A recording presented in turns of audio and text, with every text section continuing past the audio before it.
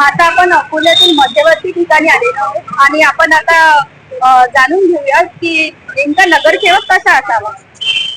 अकोल्याचा नगरसेवक हा एक प्रभावी नगरसेवक असायला पाहिजेत. आणि सर्वात पहिले मेन म्हणजे तरुणांची त्यांनी एक व्यवस्थितपणे एक म्हणजे आरोग्याच्या ठिकाणी एक त्यांनी वाव घ्यायला पाहिजेत. आणि तरुणांसाठी एक जिमची व्यवस्था किंवा इतर कोणत्याही घटनावर आम्ही व्यवस्थापना करायला हवी. तसेच प्रदूषणावर पण त्यांनी काही वाटचाल करायला हवी.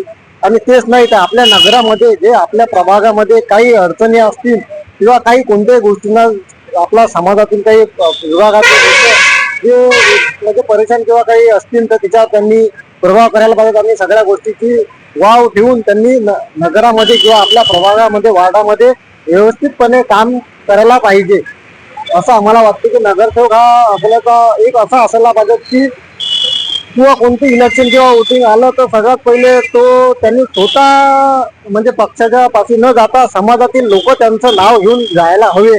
असा एक नगरसेवक आम्हाला अकोल्यामध्ये हवा.